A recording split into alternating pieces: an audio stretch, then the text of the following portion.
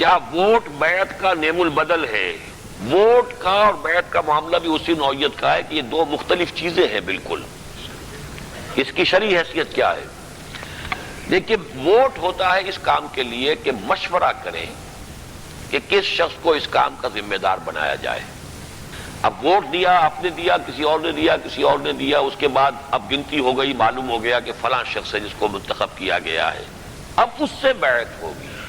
سمجھے آپ؟ یہ نہیں، ووٹ بیعت نہیں ہے، ووٹ تو رائے ہے.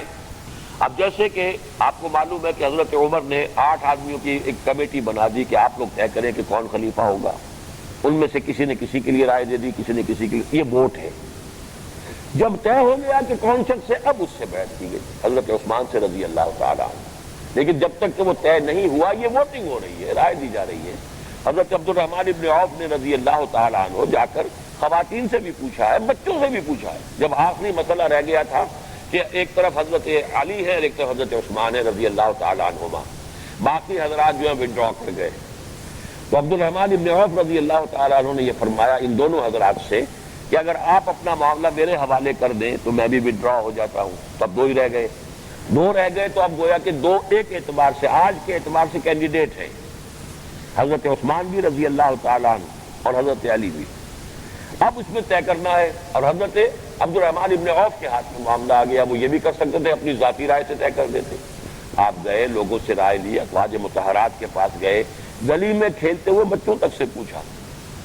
یعنی یہ کہ کس سے ڈرتے ہیں، کس سے خوف کھاتے ہیں، کس سے محبت محسوس کرتے ہیں، کہ کس کے اندر شفقت زیادہ ہے. یہ پہلو ہوتا ہے نا، بچوں کے اندر بھی ہوتا. پھر انہوں نے رائے قائم کی، حضرت عثمان کے بارے میں فیصلہ دے دیا. اب حضرت عثمان سے بیعت ہوئی. تو بیعت تو بالکل ایک دوسری شے ہے. یہ مشورے کا قائم مقام ہے جو اس وقت ووٹ کی شکل میں رکھا گیا ہے. مشورے کے بعد جو طے ہو جائے گا اس سے پھر بیعت کی جائے گی. البتہ جو جماعتی نظم، یہ ہے حکومت کا نظام. جماعتی نظم ایک مختلف شے ہے. جماعتی نظم میں یہ کہ ایک شخص کھڑا ہوتا ہے، وہ کہتا ہے کہ میں اللہ کے دین کے لیے یہ جد و جہد کرنا چاہتا ہوں اور یہ میرا طریقہ کار ہے.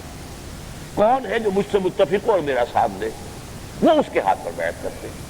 وہ کسی کے مشورے سے وجود میں نہیں آیا، وہ تو اپنے ایک ارادے سے، اپنی ایک عزیمت کے تحت جو اس نے، اللہ نے اس کو توفیق دی کہ میں اپنے آپ کو وقف کر رہا ہوں اور مجھے دیکھ لو، میری سیرت کا جو بھی تم اندازہ کر سکتے ہو کر لو. اگر مجھ پر اعتماد کرتے ہو اور میرے خیالات سے اتفاق کرتے ہو تو آؤ میرے ساتھی بنو.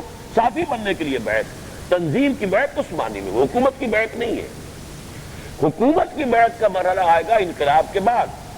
تو پہلا انقلاب کے بعد تو آپ کو معلوم ہے کہ دنیا میں ہر جگہ یہ ہوتا ہے کہ جو بھی انقلابی جماعت ہوتی ہے اس کا لیڈر ہی پہلا حاکم ہوتا ہے، کوئی بھی ہو، کسے باشد ہو. لیکن پھر وہ ایک نظام بناتے ہیں کہ اب کیسے ہوگا آئندہ، اس کے لیے نظام بنایا جائے گا. اسلامی ریاست میں بھی وہ کسی بھی جماعت کے ہاتھوں اگر وہ انقلاب برپا ہو جاتا ہے، جماعت اسلامی کے ہاتھوں ہو، تنظیم اسلامی کے ہاتھوں ہو، جو بھی اس وقت امیر ہوگا وہ پہلا حاکم تو وہی ہو جائے گا جو انقلاب کا لیڈر ہے.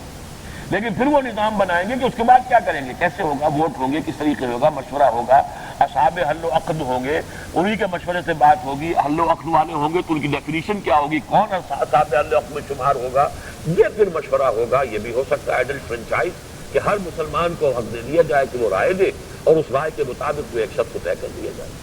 یہ سارا مشورہ ہے، علیحدہ شے ہے. لیکن جب مشورہ پا کر اب معلوم ہوا یہ شخص، اب اس سے بیعت کی جائے گی کہ ہم آپ کے ساتھ ایک عہد استوار کر رہے ہیں، آپ کی اطاعت کی ہم بیعت کریں گے. یہ اس کی شرعی حیثیت ہے.